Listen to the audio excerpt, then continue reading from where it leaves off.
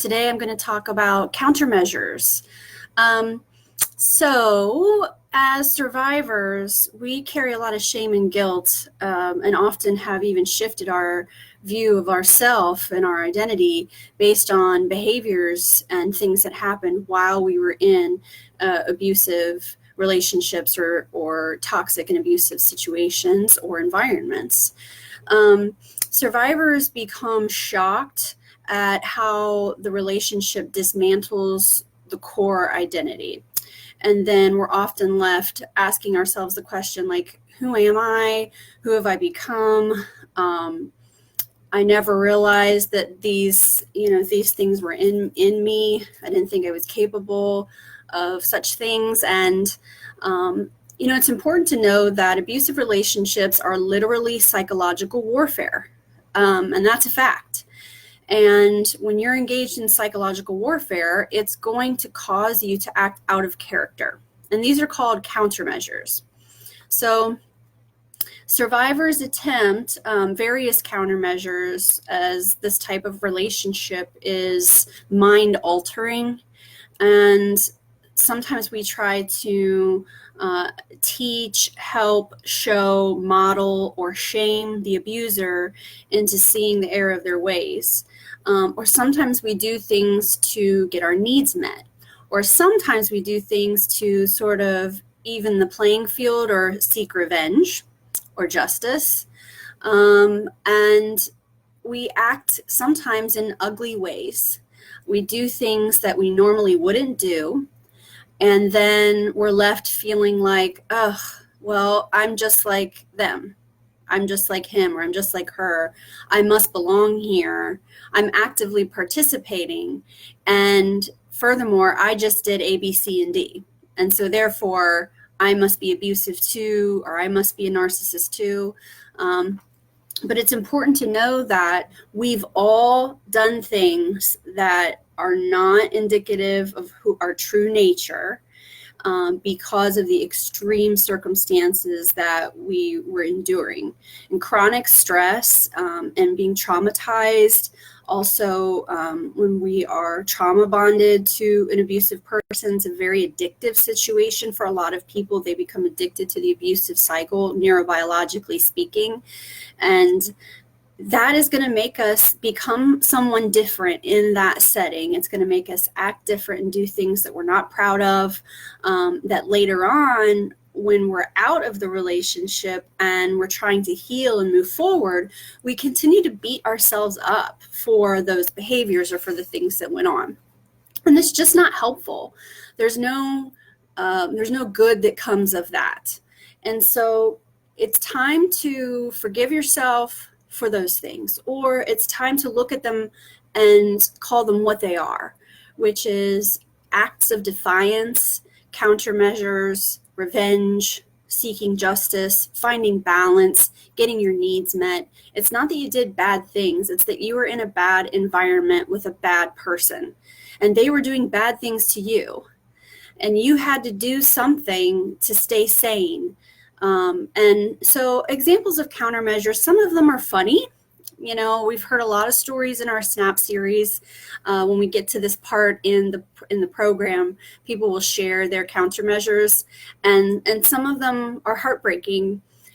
So it can be anything from, I drank a lot because I was so miserable, I was trying to cope.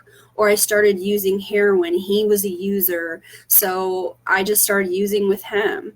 And then the next thing I know, I'm not taking care of my children, or I'm not speaking to my family members. And so even just something like that, where you're trying to survive by numbing yourself, that's a countermeasure, right?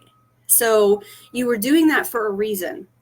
And those examples aren't very funny. But there are some examples that are super funny, like I dipped his toothbrush in the toilet.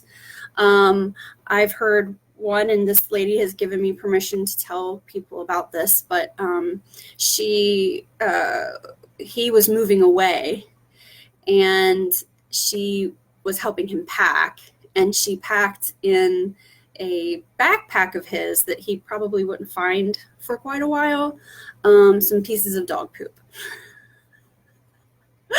So if you're watching, you know who you are. Great story. Thanks for letting me share it. So I'd like to hear examples of countermeasures. If you're in our Snap group on Facebook, I'll make a post after this video, or maybe just this video will be the post. But if you have countermeasures that you can share, that you feel comfortable sharing, let's do that today. I think that would be really good for us. And remember that the person that we were around this abusive entity or environment is something that we were in survival mode. Our brain is neurobiologically offline when we're being traumatized and when we're being psychologically abused. We're living in a constant state of cognitive dissonance. We don't trust our own perceptions. We don't trust our instincts. This person is telling us that they love us, but they treat us like they hate us. So of course you're going to act in ways that you wouldn't normally act. And for many survivors on the other side of abuse in new relationships, those things don't happen. You wouldn't find yourself hiding pieces of dog poop in somebody's backpack, unless there was an extreme circumstance that took place. You wouldn't normally do that. You wouldn't normally dip your husband's toothbrush in the toilet. You would never do such a thing, right?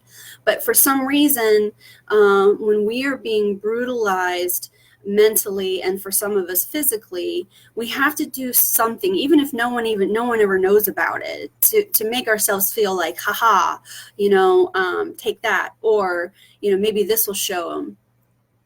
Some people do self-harm when they're in the relationship, and that is truly just a representation of the degree of pain that the person is in, but also it's sort of, trying to get the abuser to see, look, this is how much you're hurting me, and hoping that will shock them into seeing how horrible they are and maybe changing their ways.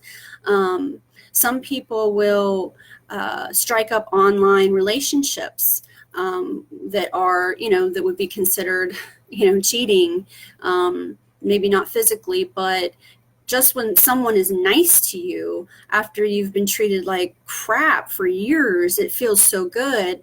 And so you'll hear stories of people engaging in relationships outside of their marriage or outside of their main relationship, the abusive relationship, just because they needed something to make them feel better about themselves. But in a normal circumstance, in a healthy relationship, they would never engage in such things. So if you have countermeasures that you feel guilty about or you feel shame about, and you're beating yourself up over it, it's time to stop. It's time to stop. Forgive yourself. Let those things go. Call it what it is. It wasn't you. It was just the circumstance, and you were in survival mode. So I hope this has been helpful. Our next SNAP series starts this coming Monday, September the 30th, and it will be the last one that we do for 2019. So if you want to participate, you'll need to sign up using the link I provided in this post. And you can attend from home. We offer remote access, so you don't actually have to physically be here to attend the classes. And I hope this has been helpful, and I hope you have a great day. Thanks.